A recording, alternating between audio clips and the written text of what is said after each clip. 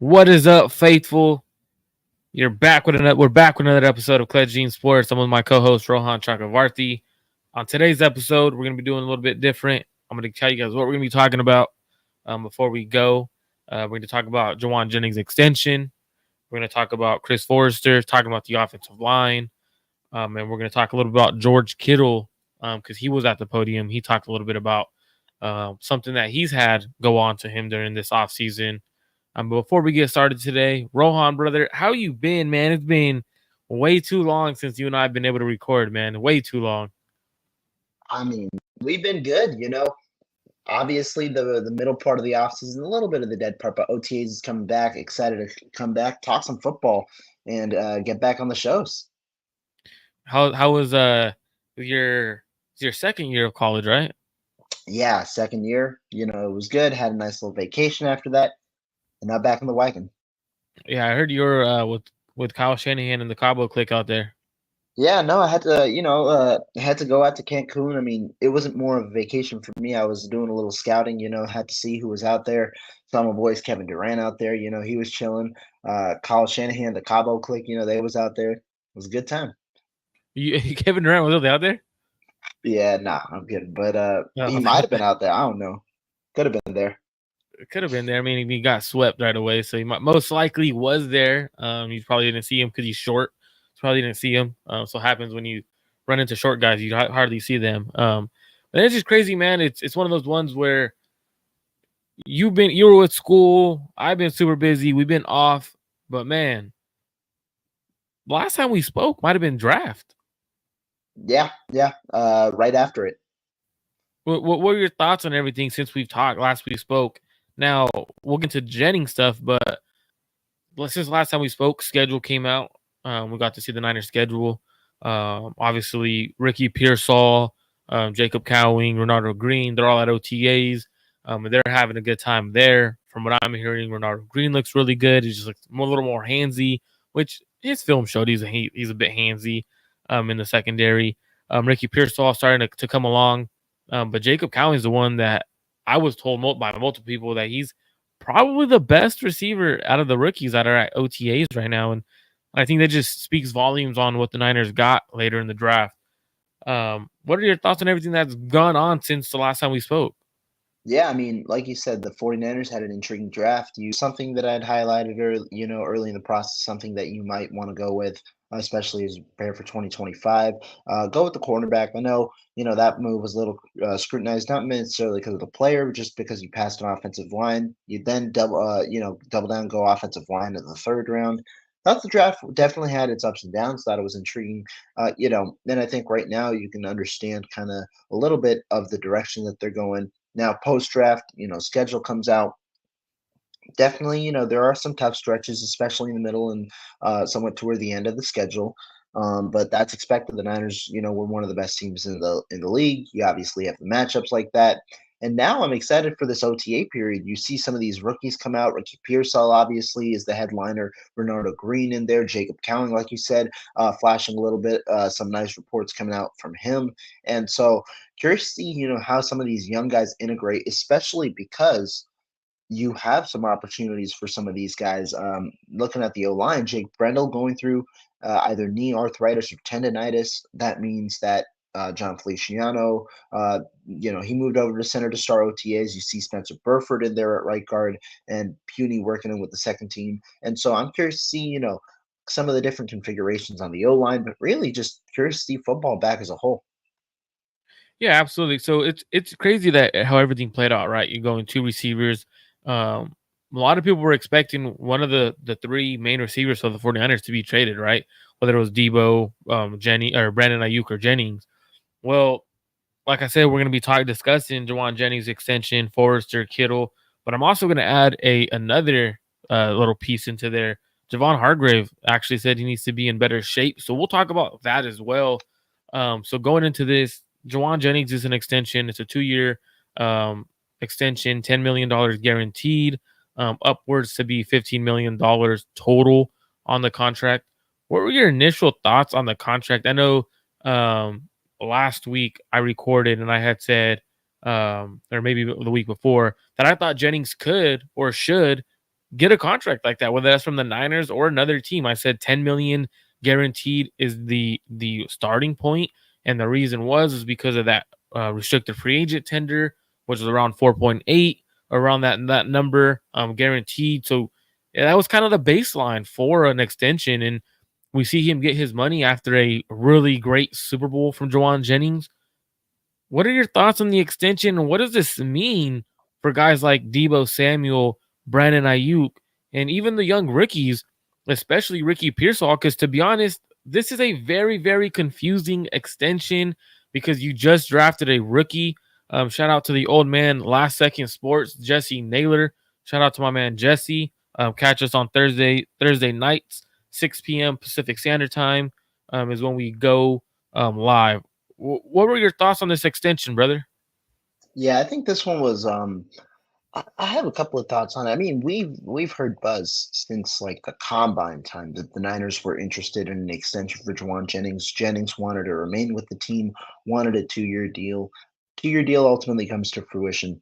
I thought Jauan Jennings was going to get this deal. Didn't think it was going to happen, honestly, this offseason. I thought it was more going to happen next year. On the free agent market, I thought he could go for a 2 or 3 year deal around the same APY, around 7 million a year. You know, that's even for wide receiver threes. You'd see players get that type of money on the open market, especially one with the tenacity that Jennings plays with. And so this is a good deal for Jauan Jennings. I mean, a significant pay increase from the 4.9 million he was slated to make. And this is likely a actual 2-year deal, given that he has $10.5 million guaranteed on this deal. We'll see how the actual numbers ultimately boil out. But yeah, I'm pretty stoked for Jauan Jennings for this deal. Now, for me, when it comes to the 49ers, I think of two things. One, they view Jennings as a pretty, high priority. Right now, the Niners, it's not like they're flush with cash. They're dealing with some money issues, not now necessarily, but for the future. You're trying to, maximize your window and see how you can allocate your resources in certain ways. Clearly they view Jennings as too important to let go in free agency next year and recruit a compensatory pick or whatever it may be next year, upping him up on that deal. For me, this also kind of changes my view a little bit on Ricky Pearsall as to whether he could play on the inside or he was going to be on the outside. I think right now it's pretty clear the Niners kind of viewed that Ricky Pearsall pick directly in correlation with Debo Samuel. Not necessarily Jauan Jennings, not a combination of both, but more so in correlation with Debo Samuel. It seems like Ricky Pearsall is going to be used more on the outside, for the majority of his Niners career. Would expect Debo Samuel to be moved at some point next offseason, or, the 49ers to come up with some type of argument with Pearsall kind of elevating into a higher role next offseason. But that was something I was curious about because I thought Pearsall, if you were talking about where to maximize his ceiling, it might have been on the outside, but obviously him as a first round pick, his ability to beat man coverage specifically, that appeals to the 49ers. They're going to try and view him probably as a complementary piece to Brandon Ayuk. I think there is a little bit of cloudy weather just because you do now give spent a first round pick after you have 3 receivers essentially solidified for you in the 2024 year. You're paying 3 receivers right now. You're going to pay Brandon Ayuk at some point. You're paying Jauan Jennings, and Debo Samuel is still on his massive extension. That's a lot of investment at the receiver position for 2024.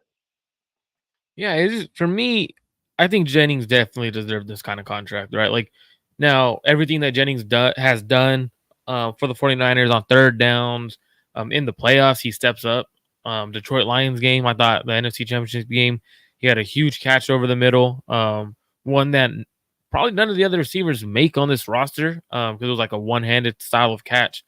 And then in the Super Bowl, he was arguably MVP of the Super Bowl. Like you could argue that Jauan Jennings should have won MVP had the Niners won the Super Bowl. So deserves this contract in an ultimate way. But what it tells me is the Niners should be passing the ball more. If we're going to be paying a lot of receivers money like this, why are we still the 32nd ranked passing offense in the league with the Brock Purdy? So from what I'm looking at this, I think the Pearsall pick is questioning. If Pearsall doesn't play his rookie year and he only, let's say I know Bleacher Report had him at 26 catches for like 250 yards and a touchdown. If he's at those numbers, that's a waste of a first round pick in a win now mode because after this, you're going to have to extend Brock Purdy. You're going to have to figure out what you do with Debo Samuel, Brandon Ayuk, George Kittle. So many players where their contract number starts to elevate. So you start to wonder, was this first round pick a win now pick, or was it more of a, you know what, our plans are to get rid of a Debo Samuel or a Brandon Ayuk next year? So to me, a lot of things I'm questioning a lot of things, and it's more so on why. Now I think I love Jennings. I think he's a phenomenal player. It just doesn't make sense with the first round pick that you just selected. Now NFL is going 11 personnel, right? There's 11 personnel is the new 21 personnel. A lot of teams are running 11 personnel and they're using it as if it's a 21 personnel. Is Jennings that guy who, and I said this in the past, and I said this when before they restructured Kyle Juszczyk. I said the Niners should not restructure Juszczyk. They should cut him because you could go 11 personnel. And with that 11 personnel, you could use Jauan Jennings as the blocker, the lead blocker in majority of the situations by sending him in a motion, by having him as the snap occurs, going and moving and being that blocker. So a lot of things I'm questioning. Do they stick to 21 personnel? Does Juszczyk even play now? Are we just paying an old fullback money because we want him on our team? Like that's the stuff that's going through my head right now with this extension. Now, does the main question is does Brandon Ayuk get moved now? You're muted. I don't think we get to that, area yet. I don't envision Brandon Ayuk getting moved, especially with the way contracts have kind of gone at the receiver position. I don't see there being a world where Brandon Ayuk gets moved right now. And so that's kind of the headspace where I'm at the moment. But to me, I think that Kyle Juszczyk, you bring up Kyle Juszczyk, I think his role might be a little more versatile this year.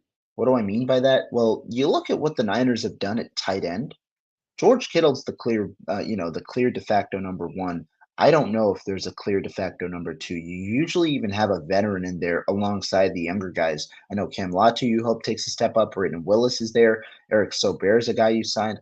I think Juszczyk could be used in a similar role to a tight end where you're mixing your personnel a little bit this year. That could be a different way to get him on the field because when you look at his usage rates, they have dropped in each of the last few seasons. And so that's where the questions came this offseason as to is it worth spending that type of money on a fullback, knowing how his usage rates have dropped as the 49ers have adapted to different personnel groupings, and knowing the amount of money that you're expected to pay him this offseason in comparison to years past. That's why I think his usage might be in a bit of a different role this year.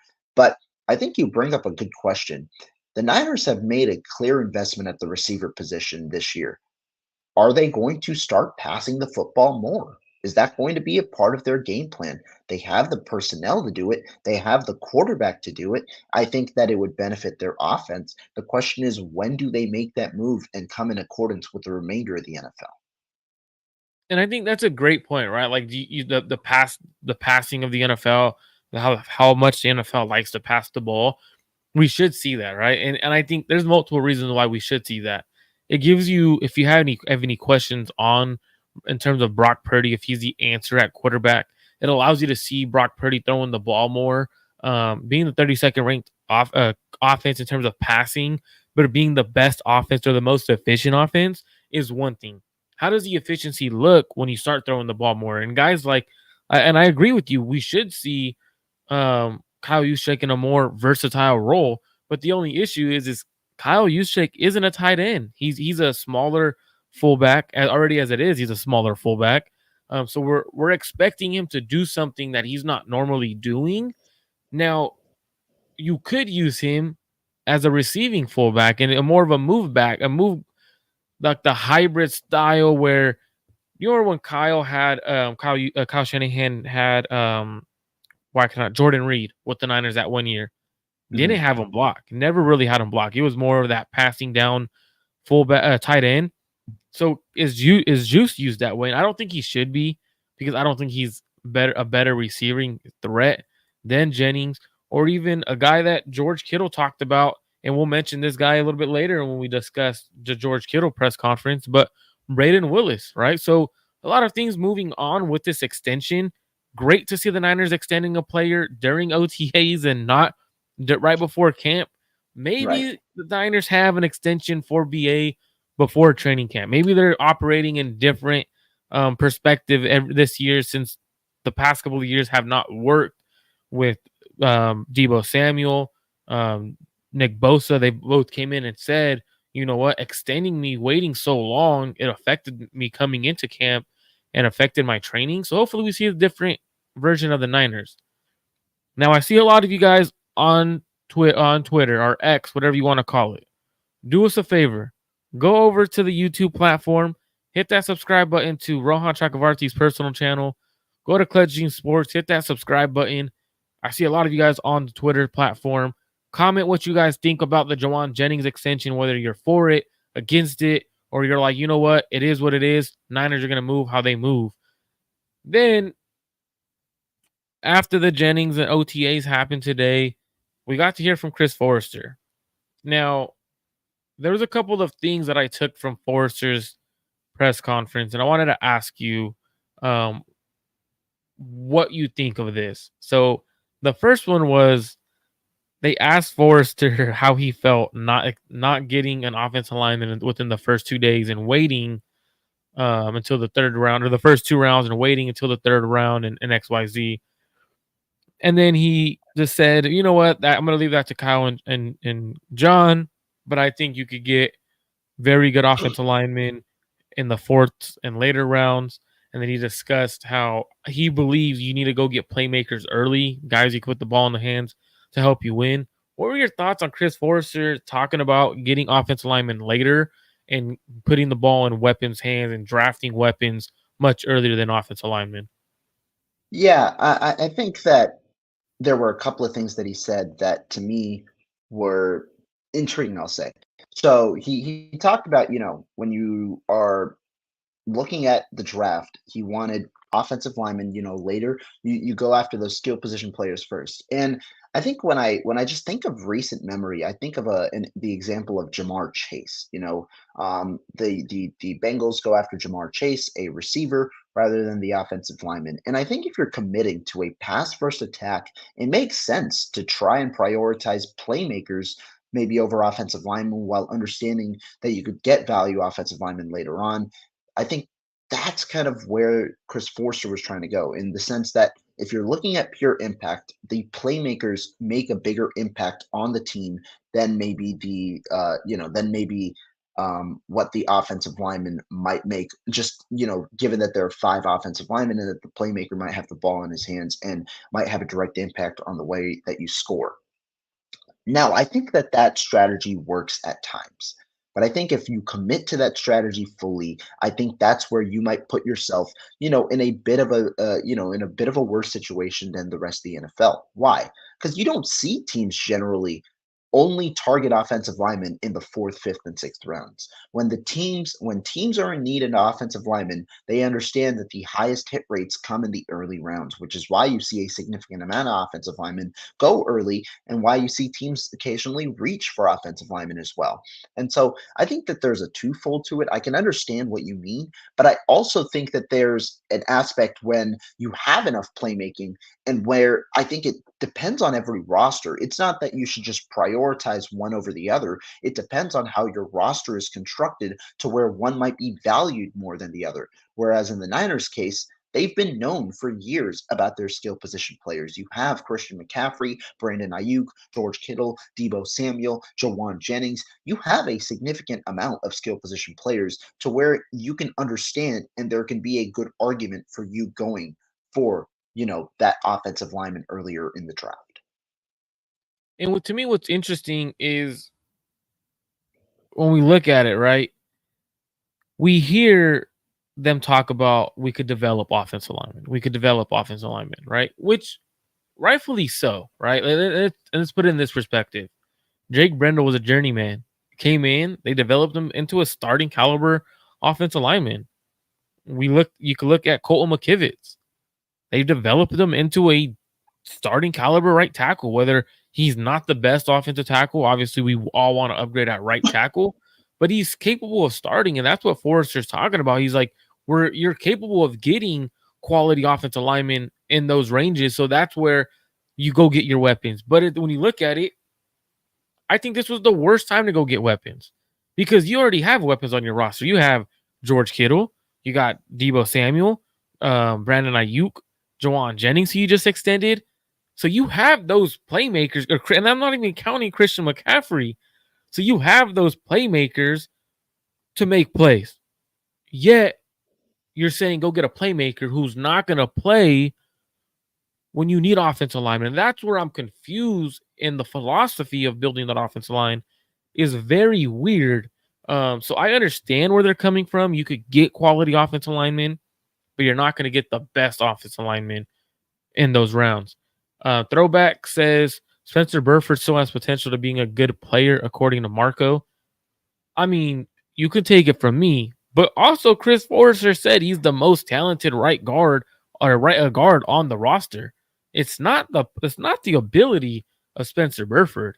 It's up here. It's in the More so mentals. the It's the consistency with the mental and yeah. It's not. yeah. We could argue that he's not a um good offensive lineman, but it's not the skills. It's the consistency, and it's up more up here on understanding what's going on. Going into year three, it may be that jump where the mentals ties into the physical attributes. So we'll see what's going on. Shout out to brother Bob. I gotta take a disposition soon. Oh, okay, cool. Some lawyer kind of guy. Jeez. Marco and Rohan, great show. But what are your thoughts, Rohan, in terms of he also made that comment on regarding Spencer Burford, and then he said Dominic Puny is better suited to play guard than center. What were your thoughts on that? Yeah, I think I'm fine with that. I think for offensive linemen, my goal is I'd prefer for them to kind of stick to one spot. That's kind of the way that I think. I prefer for the offensive lineman to kind of be in have them attached to one area, allow them to develop in that one area. And that's kind of where the 49ers, it seems like they're going when it comes to Dominic Puny. They're saying he's a guard. We're going to keep him at guard. We're going to develop him at guard. I'm cool with that. Obviously, there's the open spot with Jake Brendel, having injuries and things like that, where the Niners could potentially have him at center. But I think you could also try that combination where you have Feliciano at center, see ultimately if he could fit well at center. Because to me, I think this offseason has to be about just find the best five offensive linemen that you have and find a way to play the best five offensive linemen. That's the kind of the way that I'm thinking. And I think that's the best thing to do, right? Because watching Dominic Puny coming out of college, when I had a lot of people like, oh no, he's a tackle. No, I had saw either a center or a guard, depending on the scheme that you're in, or if you want to let him develop at center. So I'm glad the Niners are putting him at guard and saying, you know what, this is your position. You're not an offensive tackle. We get you played offensive tackle. This is your best position for the NFL. We're gonna let you develop that, and that's where you're gonna play. So I'm a fan of it. Now I we agree. also we also see um Puny potentially. Do you think he starts? Because with the injuries and people not playing right now, Brendel has the knee injury that he's dealing with. Possibly we could see Feliciano at center. Do you think Puny is a lock to start at right guard right now? I don't think he's a lock just because I do see a situation where the 49ers see right now in their win now situation that the veterans might be better in terms of Brendel at center and Feliciano at right guard. Feliciano has played at center before, but we know he's had a bulk of his reps in over his career at right guard. He might feel more comfortable there, and so you might view that as your top five. And so because of that, I don't know if you ultimately kind of go that way or in which direction do you kind of feel more comfortable. That's the reason where I don't see Punia right guard, but I still think there's a very realistic scenario where the Niners view Feliciano as their center and Puny as the right guard to get their five best guys on the field. Absolutely. Now we did hear from George Kittle as well, right? Like, so we heard Forrester. And a lot of people, I see this quite often that Forrester needs to go. I think Forrester's a good enough offensive line coach. I think he's solid out the offensive line coach. He's developed some good offensive line play. Now, where I give Chris Forrester slack is you can't expect an offensive line coach to get someone who's not talented and make them talented, right? For example, Nick Zakel. You can't make him an offensive lineman. Even you could be the best offensive line coach, you're not gonna make someone great. If they don't have the certain traits, you can't make them automatically develop those traits. That's not possible. So that's something that I always give Chris Forrester credit for. He's made Colton McKivitz playable. He's made Right. Brendel startable. So it's like for us that we've seen he's done a phenomenal job with the offensive line that John Lynch and Kyle Shanahan have given him to coach up. So I do give him credit for that. Now, we heard from Kittle, right? So the first thing that a lot of people were confused on and are reacting to is obviously Kittle's comments about I'll be ready come training camp. Um, and that comment is about a core surgery that he's had. So it was kind of slipped under the rug a little bit, not really talked about much by many. But George Kittle had a core surgery, a surgery on his core, the same around the same timeline as Charvarius Ward. George Kittle said his core started acting up around week 9, week 10. He just played through it. He ended up having his surgery because of it. Um, what are your thoughts on him not being ready until possibly training camp? And when you hear him, the exact quote that Mayoko put out didn't seem too confident in terms of he said his goal is to be ready for training camp, and all signs are pointing towards him being ready. So it's a goal. It's not that he will be ready. That's his goal. What are your thoughts on Yeah. that? I mean, I was actually able to watch this part of the interview. Wrote an article on it. Uh, I'm not too worried in terms of his recovery. His true quote was coming along, progressing as planned. The goal is to be back and ready for training camp, and all signs point to I will be ready for training camp. He later said regarding him and Trevorius Ward. Overall, I think we're both progressing at a good rate. Not too worried about his state. Honestly, I think this is a really good chance for the 49ers to evaluate their tight end room. Without George Kittle in the mix, you're in OTAs. Kittle likely would have been limited anyway, as a veteran at this stage in the offseason. But you have Cam Latu, who I know is dealing with an injury, which allows you to then look at Braden Willis and some of those veterans and see who ultimately of this group do you really like. I think that that's going to be the big question. I want to give props to Kittle because the second half of the season, if you look at those stats, he said he got injured around week 9, week 10. From week 10 onwards, in the regular season alone, he had 4 games over 75 yards. And so I know in the playoffs, especially in the Super Bowl, didn't really have that big of a game. Don't know how much blame you can really put on him for that, but I think that he still was able to play well with the injury. We know that he's kind of dealt with some tissue injuries a little bit, and he's kind of dealt with them and played along with them as he's gotten older. And so you do have a bit of worry just given how physical he plays both in the run game and in the pass game. But ultimately, with the way that he kind of sounded, not too worried about his progression. I'm kind of viewing this as an opportunity to kind of evaluate this tight end room because, as I said earlier, I think that this is kind of for me, I think this is kind of an evaluation period to where you could then identify, is this is this a place where you can have Kyle Juszczyk ultimately maybe slot in as a flex tight end or in some capacity in that regard to get more snaps. Yeah, and it's definitely I took it as interesting because he used the word goal multiple times, right? And I think that to me is it's a goal, and then he says, I plan on being ready. Like it's a plan. So if he has a setback, he may not be ready for training camp, which is very concerning for an older tight end or a guy that's already approaching the 30 years of NFL life. They don't usually treat you well. So when I'm looking at George Kittle, I'm like, man, like he's definitely a crucial part to the end of the offense. Um, I'm not worried about him because I know he'll tough it through, even if he has to. My biggest concern is the fact that we have no other tight ends on the roster. He talked about Braden Willis looking much better. He talked about how Cam Latu should be back for training camp, but no bolt and no confidence behind what he said for Cam Latu. So for me, that was concerning because he just said Cam Latu. He like pretty much was like the way I took it, at least, not the way he, not word for word what he said, but he literally came off to me as if Cam Latu will just be ready by camp. Like he's not much, but Braden Willis, I really like what I'm seeing from him. That to me Mhm. was a major red flag, a major concern for the 49ers tight end room.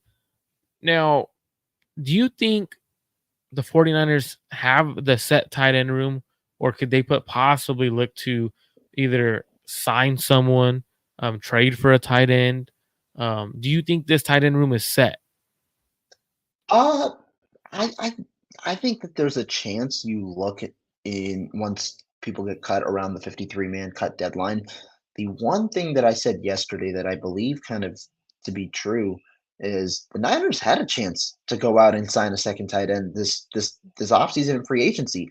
They had a lot of chances. They went after one guy in the middle, like kind of in the middle towards the end of like the true free agency period. They went after one guy, restricted free agent Brock Wright, and after that, made no effort really to go after another guy. They signed Eric Sober on a minimum deal. They had their opportunity to go after tight ends. Tunyon was available, not anymore. He was available, signed for a 1 year cheap deal. If you wanted a second tight end in free agency and wanted a veteran option to try and push some of these young guys, they had the opportunity to, and they chose not to, which tells me they're a little more comfortable than the consensus on their tight end room, or they're planning to maybe shift away from the two tight end sets a little bit, go with a little more 11 personnel, and change things up maybe, or like I said, with the use check option, maybe see him more as a flexed option at tight end. I'm not exactly sure, really, if I'm being honest, on their plan at tight end, just given what we've seen from the backups. Maybe Braden Willis breaks out. Maybe Cam Latu has a surprise training camp.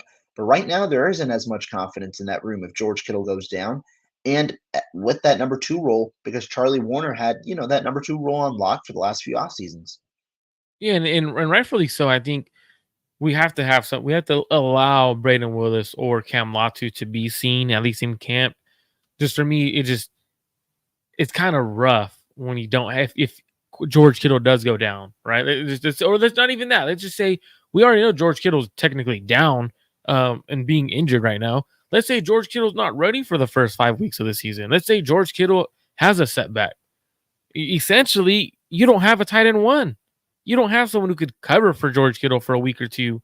And if it goes longer than a week or two, your tight end situation is very scary because George Kittle plays a major factor in the run game and in the pass game, and you would lose a Right. lot.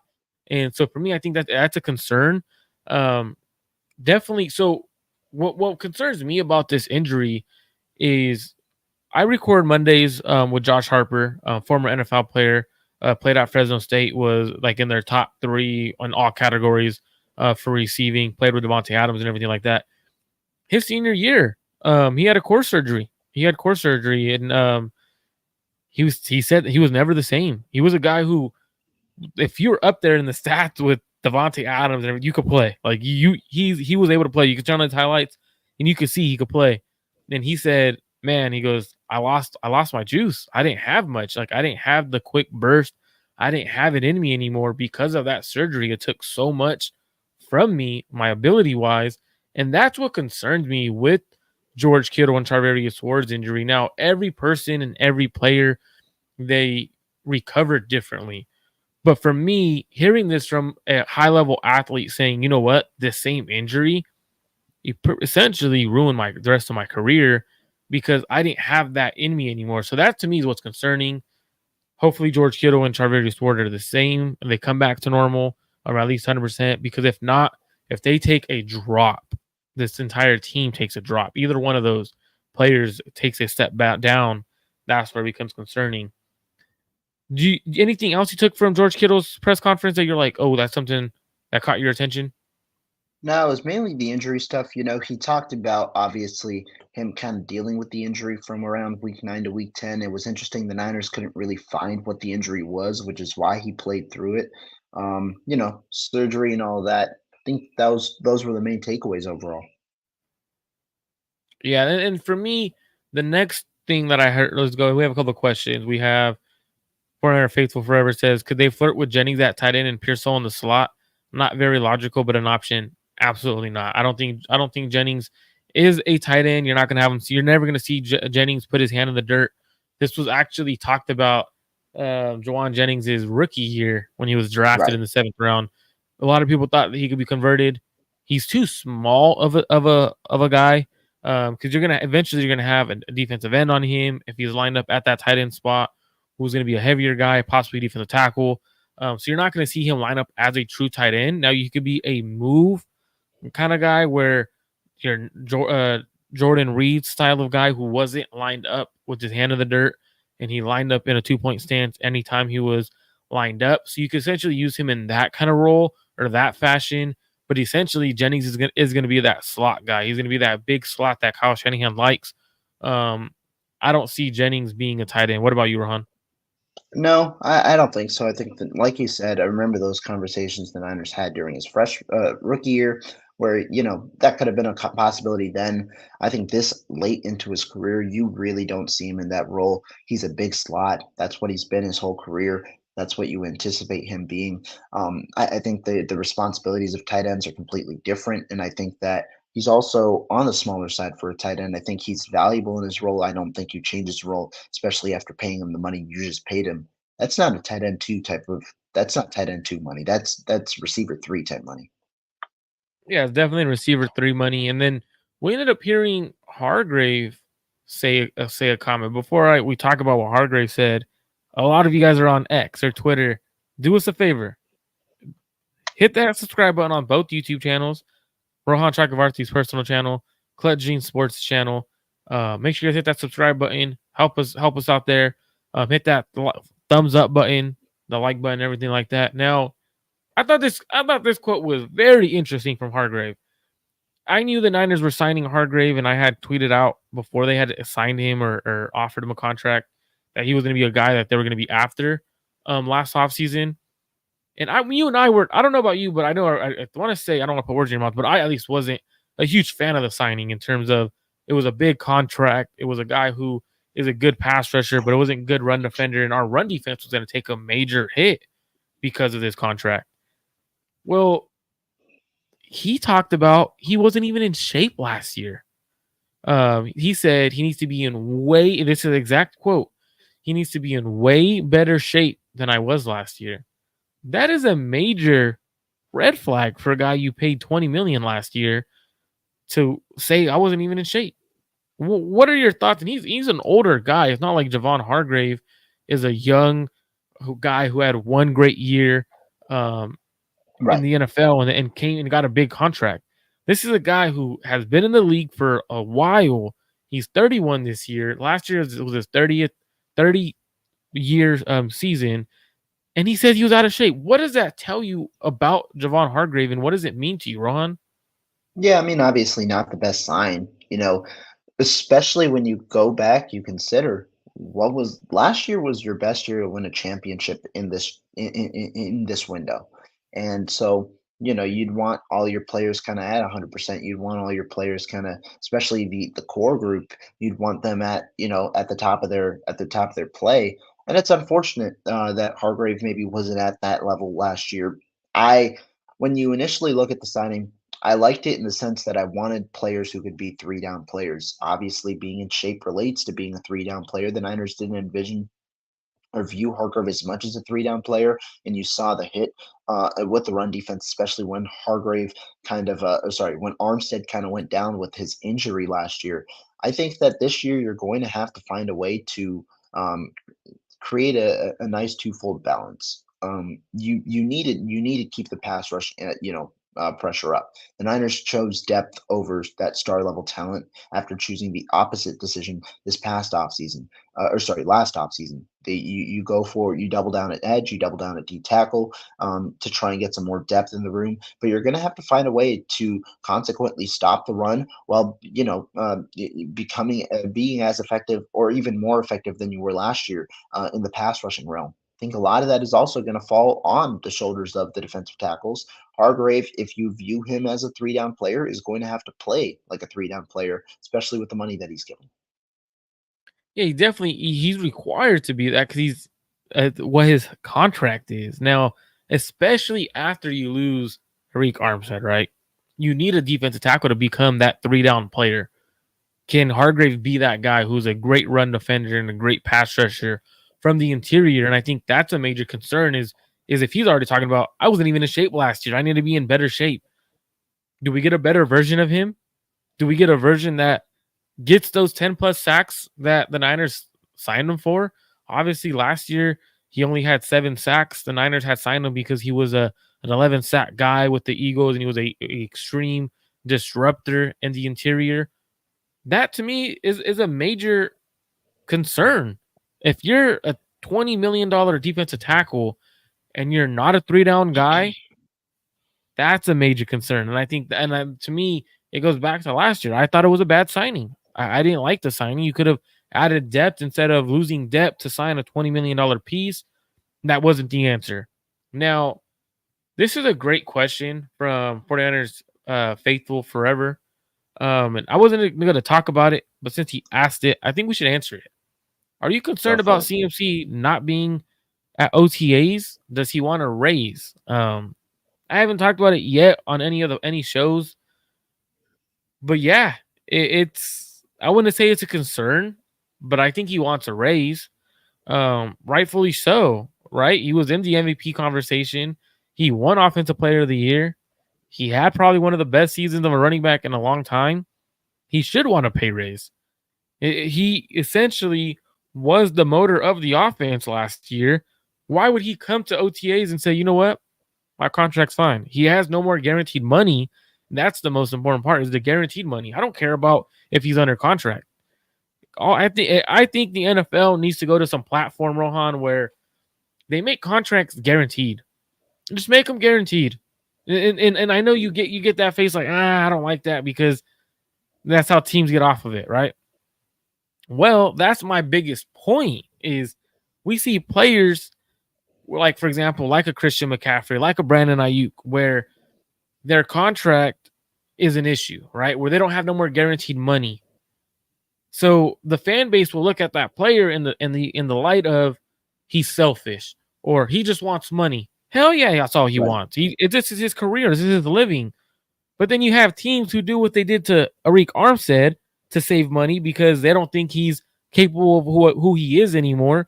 So I think NFL organizations, ownerships need to be punished for signing a player to a bad contract. If you sign someone to a bad contract, that's your damn fault.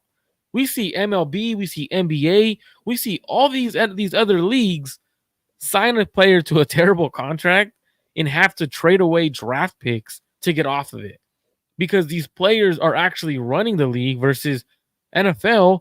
They're not getting the proper fair share of what they're supposed to be making. So I think CMC should get a raise. I think BA should get a raise. Let both of them handle their contract stuff. Doesn't concern me. I think CMC will be on the Niners roster. That's not a concern. Rohan, what are your thoughts on does he want to raise and are you concerned about it? Yeah, I forget who told me. I heard though it was more wedding related. I think he's doing some Oh, stuff he's like a that. liar. Don't let them listen. He's a millionaire. He has nothing to do with wedding planning. His wife handled No, everything, paid everyone. it might have been some event, I don't know. But, regardless, if we're talking specifically about concerns on CMC, I have 0 concerns. The reason being, the one relationship that we don't have to worry about, I think, as Niners fans, if you're talking about the Niners and their relationships, Kyle Shanahan and Christian McCaffrey, their families have a very good relationship. I think that whatever issue, if there is a contractual issue, those 2 would be able to hash it out. More importantly, though, does he want to raise? I wouldn't be surprised because we talked about this last offseason. The Niners had to restructure his deal to get him the guaranteed money. When he came over from Carolina, he had 3 years and 36 million on that deal and no guaranteed money. There's going to be some desire for guaranteed money every single season just for that financial security. And so maybe you see another type of move this offseason with his contract or some type of a bump, some type of pay increase. We'll see. Don't know if the Niners will ultimately oblige with it this offseason. Um, but I think that there's an opportunity for it. I think CMC definitely has the window for it. And as for your guaranteed contract kind of thing, the reason that I scoffed a little bit, not because I don't like the idea for the players. I think it would be a great idea for the players, but I also think the way that the NFL is structured right now, you get more players to have more money.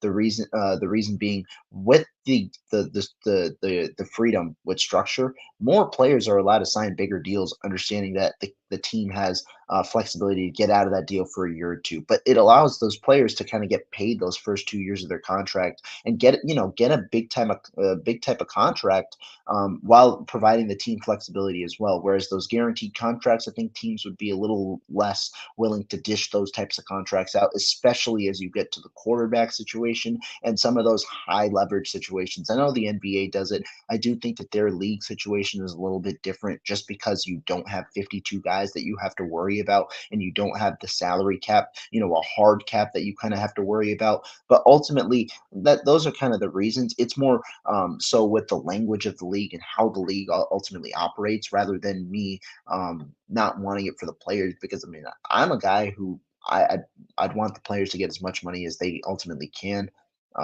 That's a take. You could argue the different types of takes you can when it comes to the NFL and the NFLPA and things like that. But to me, I'm not too worried about the Christian McCaffrey at all. I don't think that that's going to be a situation to worry about. Could he get a pay raise? Sure. If he does or doesn't, expect him to be on the team as normal and everything to go as smoothly.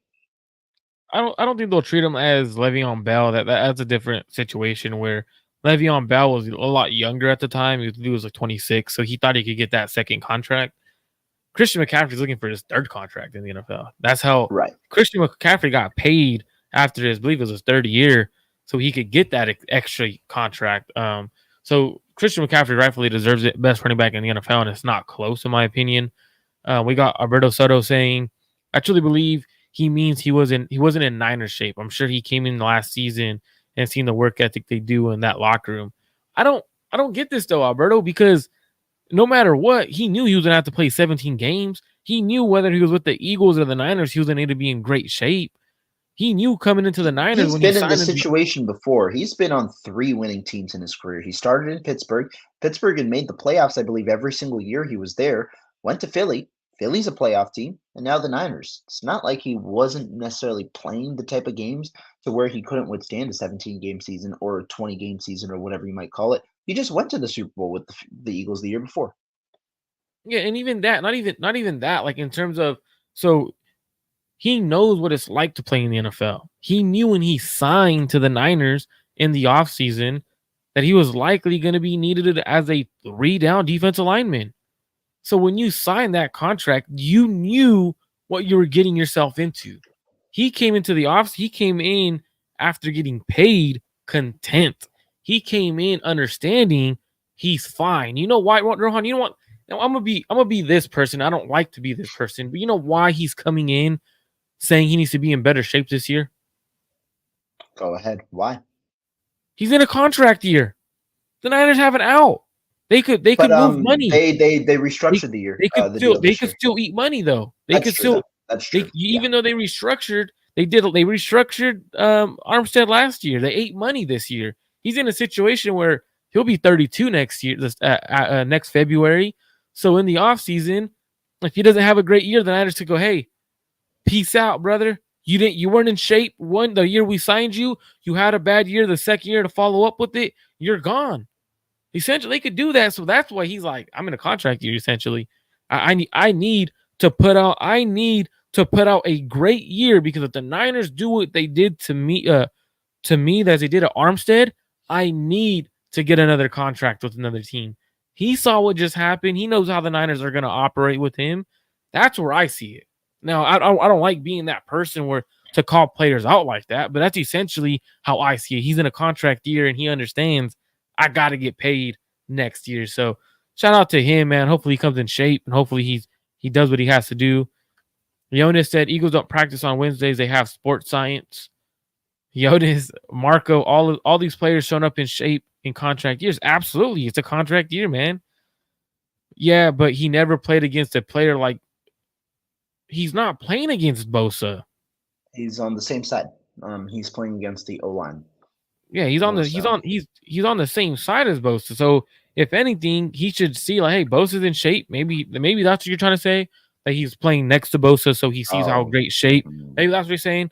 So if that's the case, I get what you're saying, Alberto. 49ers throwback, great question here, and we'll probably do the last question unless someone else asks a couple questions. But there's a lot of dudes who should have been extended. I thought BA and Demo were the most important guys to extend this offseason, especially because Demo had a great year last year. I think he's probably the Niners' best corner. In my opinion, I'm taking Demo over Charvarius Ward wow. if I had to extend one of them because of the age and because the play isn't far off. So looking at me, I'm going Demo. If I had to extend one of the corners, I'm going Demo. What are your thoughts on extending Demo and the importance of extending Demo as 49er Faithful Forever asks? Yeah, I think that if I'm being honest, I don't know if the Niners envisioned themselves at all in this scenario when they initially signed Charvarius Ward. They signed Charvarius Ward what back in 2021, after on that 3-year deal, and when they signed Charvarius Ward, the contract structure made it seem like they were expecting to extend him again or do something else with this contract one more time.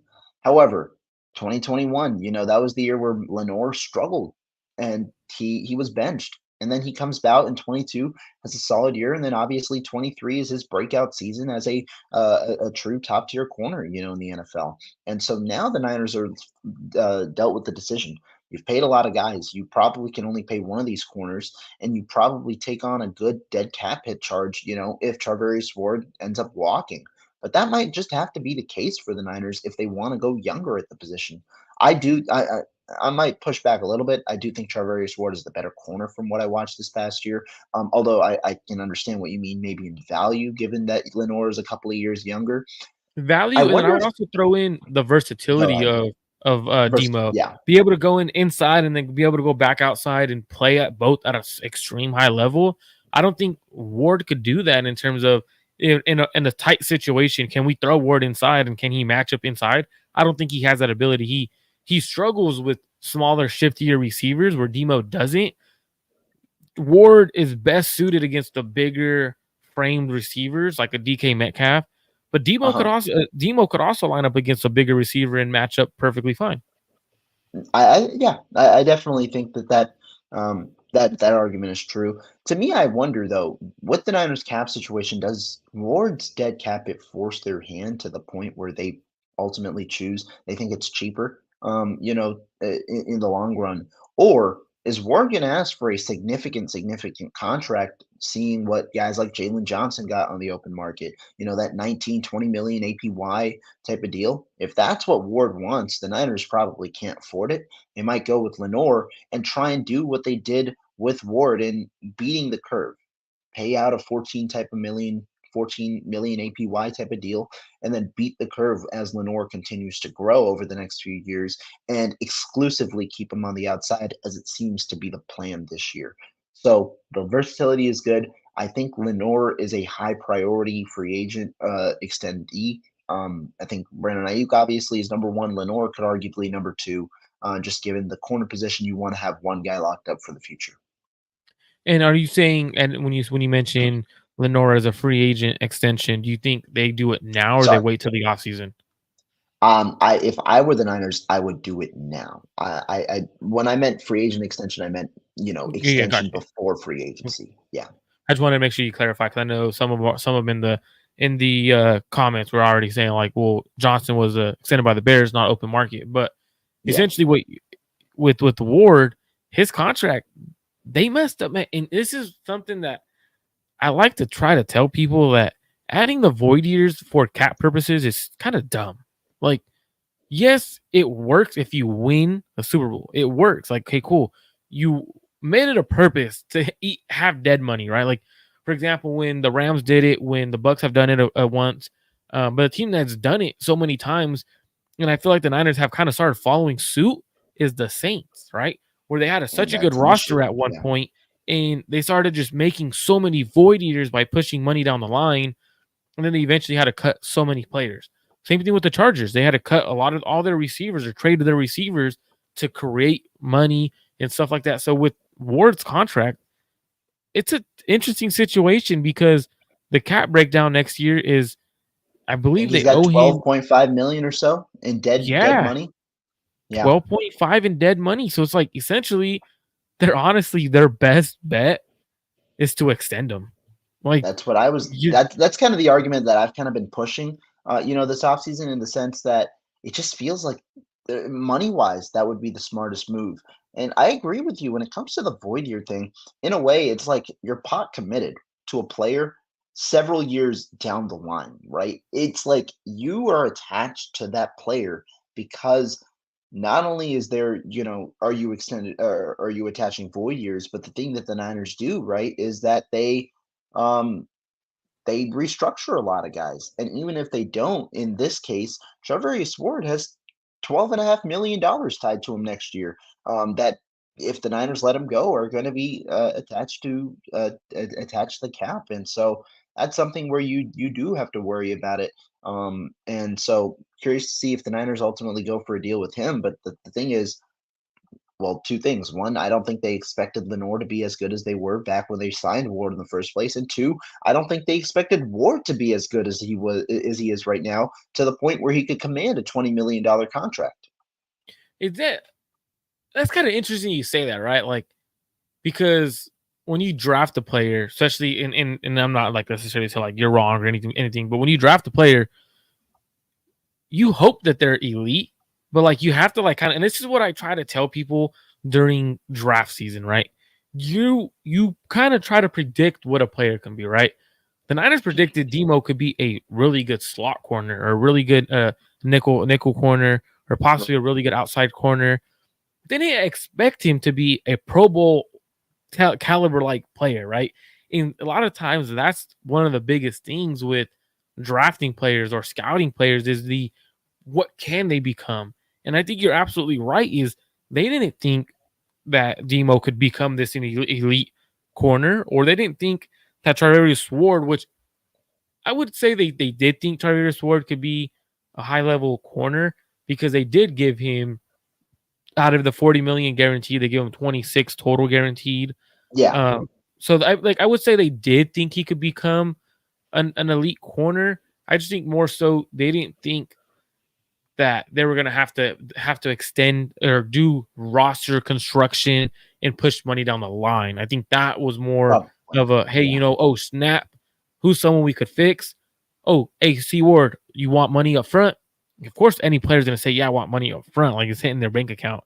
Who's going to say no to having $12 million hit their bank account up front? No one, literally no one. So he took that money, and now they're in a situation, and this is more so. I think this is more so their fault, and not necessarily predicting he could be a guy by restructuring the contract. So I think he may get extended. Um, who knows what happens? Jonas has a great question, and then it's probably the last question because we're already at the hour mark. I want to try to keep it under an hour. So why do you guys think no Debo restructure? Are they done? They've restructured Kittle, Warner, etc. What's the purpose of not restructuring? And I'm gonna let you handle this one because Rohan, everyone wants to give Rohan shit when he writes articles, right? But my man was not wrong when he wrote a damn article. So if you don't follow Rohan on Twitter or you don't read his articles on Niner Nation, you're messing up. Go to Niner Nation, read Rohan's articles, man. He's always giving very intelligent conversations. And Rohan had an article at one point where he said it's more realistic than the Niners trade Debo Samuel this offseason than people were talking about. He never said they were going to trade him, but he talked about the discussion that was going to be had at the NFL draft. Last time I checked, Rohan was right. The Niners had discussions with teams.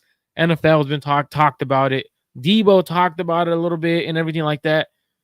So he was almost moved potentially. So Rohan, I'm gonna let you handle this one. What are your thoughts on him not being extended or restructured and everything like that?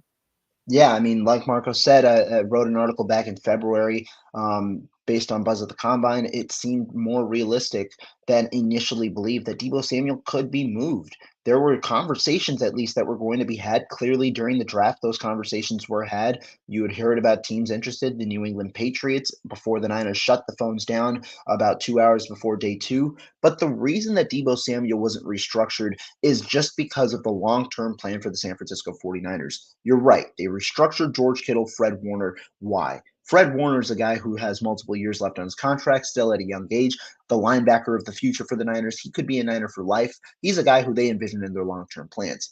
Kittle was a guy who they made a little bit of a bet on. By choosing to restructure him, it seems like Kittle will likely be a part of the 49ers plans for the next 2 years rather than them making a decision on his future next offseason. He's a guy who they kind of view now as a little more valuable, I guess, to their core, given what he does. They chose to bet on Kittle and him not being injured. But for Debo Samuel, they have made a plan at receiver, understanding that they have to pay Brandon Ayuk. It seemed, apparent that they were kind of choosing Ayuk over Debo Samuel earlier this offseason. By choosing not to restructure Debo Samuel, they keep the flexibility for next offseason when a likely move is about to happen. Samuel, it feels like he's going to be on his way out via a trade. If you chose to restructure him, you would have to allocate more money, more dead cap money when trading Debo Samuel, because there would be more guaranteed money allocated to his contract for next offseason. By not doing that, you keep good flexibility. You're able to save more money next offseason when you do move on from Debo Samuel. And we saw this move foreshadowed a little bit when the 49ers drafted Ricky Pearsall in the first round this past draft. And I think that's definitely why. And I 100% agree with you. That's exactly why they haven't restructured him. He's also essentially, again, a player who showed up in great shape to OTAs, contract year. Right? It's just kind of, we put them together. It's when they're in their greatest shape of their life. It's usually because they're in a contract year, or it's usually they're trying to bet on themselves for a certain situation. So that's it for today's show. Rohan, we talked Jauan Jennings extension, what that means for the 49ers and their receiving core. We talked about Chris Forster, talking about the offensive line, including Dominic Puny, Spencer Burford, how he talked about getting players late. And I wanted to talk about it a little bit more, but I think it's interesting that he said that on how he could develop guys in the later rounds when we have yet to develop those kind of guys. Like none of Mhm. those guys have been proven developed guys. So that's something that's interesting by Forrester. We talked about Kittle's core surgery. He talked about Braden Willis, Cam Latu, talked a little bit about that. Hargrave coming in out of shape, or trying to come in shape. That's his plan. And we talked a little bit about a couple of questions there. Make sure you guys do me a favor. Go over to Rohan Chakravarti's personal channel. Hit that subscribe button to his channel. Go to Clip Gene Sports on YouTube. Hit that subscribe button. You guys can see me and Jesse Naylor of Last Second Sports tomorrow at 6 p.m. Pacific Standard Time. Rohan, any plans for the rest of this week?